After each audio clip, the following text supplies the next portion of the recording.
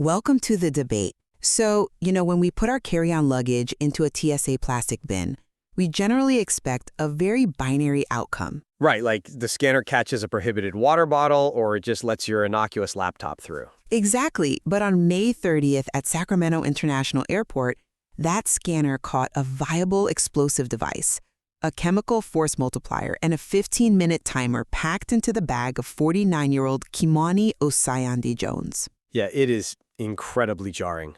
Oh, and if you value this kind of rigorous analysis, please subscribe to the show. Definitely. Now, before we dive into today's discussion, just a brief update on the Martin Stevens v. OpenAI case.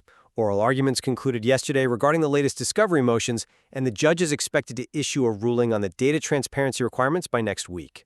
Always moving fast over there, but today we are really grappling with a chilling collision of two realities. We are. The central question we have to answer is this.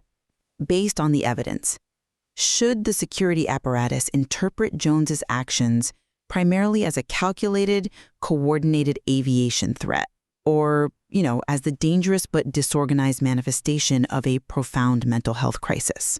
And I will be arguing that the suspect's extensive, documented history of paranoia, combined with his frankly bizarre behavior at the checkpoint, indicates a severe mental health crisis, not a coherent operational plot.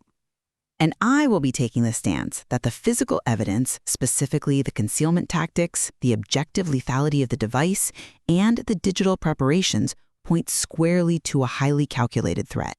It is definitely a tense subject. So if you're listening to this, your first thought when hearing the phrase airport bomb is probably a coordinated terror cell.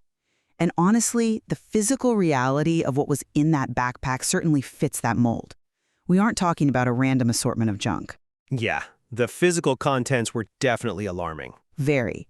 TSA found an M-type explosive device, a 2.5-inch brown cylinder with a 1-inch green fuse.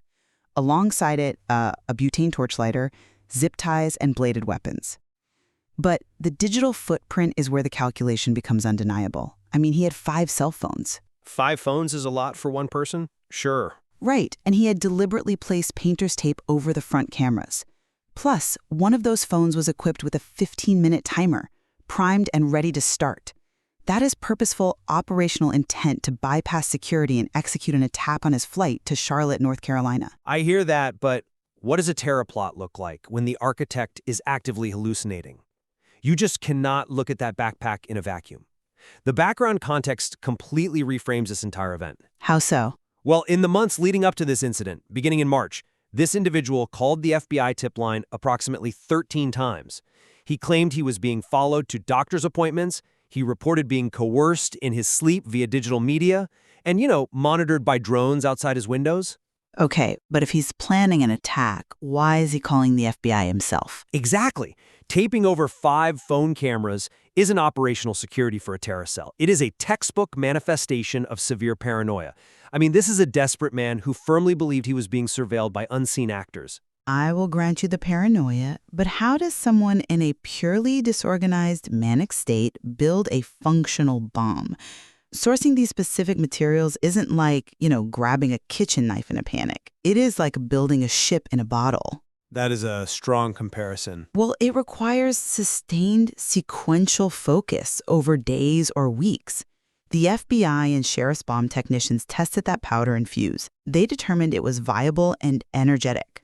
Let's clarify what energetic means here, because it sounds like a generic buzzword to anyone outside of law enforcement. Right.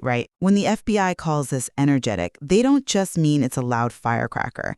In EOD terms, energetic materials contain their own oxygen supply, meaning once that fuse is lit, you cannot just stamp it out.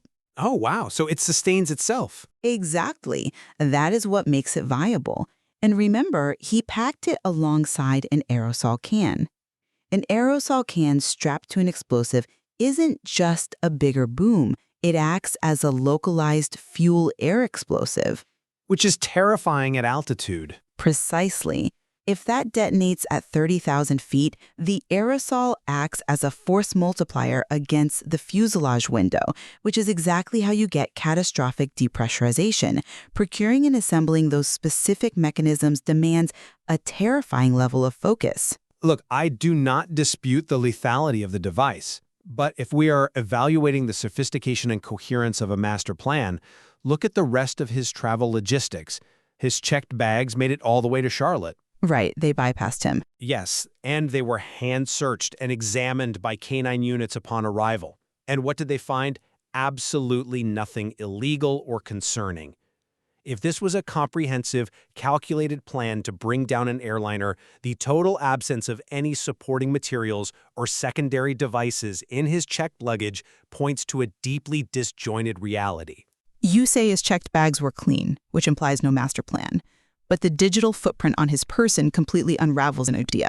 Like, who was he planning to call? Well, you're assuming it was a call related to an attack. On one of those taped-up phones, investigators found an ominous text message displayed from an unknown number.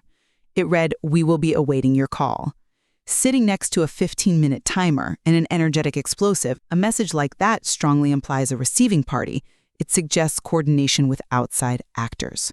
I am sorry, but you are reading a terror conspiracy into what is much more likely a symptom of a persecution complex. Go back to those 13 FBI tip line calls. Okay, let's look at the calls. He explicitly told federal agents that his texts were being accessed and that he was being threatened through cyber means.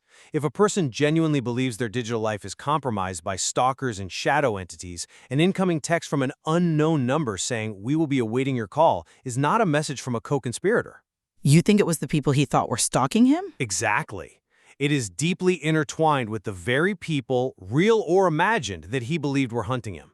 Am I reading too much into it? Because putting tape over a camera might be paranoia, but approaching TSA agents wearing a scarf pulled over your face and blue latex gloves on your hands is active evasion. He was wearing latex gloves. Yes, blue latex gloves. He wasn't just hiding from cyber threats, he was taking tangible, physical steps to conceal his identity and avoid leaving fingerprints on the materials in his bag. That shows intense situational awareness. Are those the actions of a sophisticated operator, though? Look at his reaction when TSA actually found the device. I mean, he was caught. Right, but a calculated terrorist caught red-handed with a bomb typically doesn't behave the way he did. He claimed he didn't even know the items were in his bag and then casually told the agents he would be okay with just discarding them. Discarding a bomb? Yes, he essentially offered to throw a viable bomb into the nearest trash can. That is the reaction of someone profoundly detached from reality, not a sophisticated operator whose cover has been blown. Or it is the reaction of someone caught red-handed, desperately trying to backtrack. Feigning ignorance and offering to throw the contraband away is a very common fallback tactic when a perpetrator realizes the game is up. You really think that was a calculated move? It is an instinctual attempt to de-escalate and walk away from the consequences. Even if his mind was completely unraveling, the bomb he built was lethal enough to bring down the plane. At the end of the day, TSA has to judge the lethality of the weapon, not the sanity of the man carrying it. I see your point on lethality. The objective danger of those tools demands that the security apparatus treat this as a calculated threat. And I maintain that ignoring the 13 documented FBI calls, ignoring the complaints of sleep coercion and drones, and ignoring the suspect's bizarre offer to just throw a bomb in the trash, fundamentally mischaracterizes the nature of this event. It is a complex situation. It really is. If we treat it purely as a calculated conspiracy, we miss the actual mechanics of how this danger materialized, which is a severe psychological crisis colliding with public safety. Well, one area where we certainly converge is on the outcome. Regardless of the intent, whether it was a coordinated plot or the chaotic culmination of paranoia, the security checkpoint functioned exactly as designed. It absolutely did. It identified and prevented a viable, energetic device from entering an aircraft. The physical safety net held up. As this moves into the federal court proceedings where he faces charges of unlawfully possessing explosive material in an airport, we are likely going to see this exact tension explored in much greater detail. That is for sure. The court will really have to weigh the physical capability of the threat against the psychological profile of the suspect. Which brings us back to that TSA plastic bin. The scanner can perfectly illuminate the wire, the powder, and the fuse, but it cannot show us the mind of the person who packed the bag. Very true. Thank you for joining us for this intellectual exchange. We encourage you to seek out the source material. Review the evidence and draw your own informed conclusions.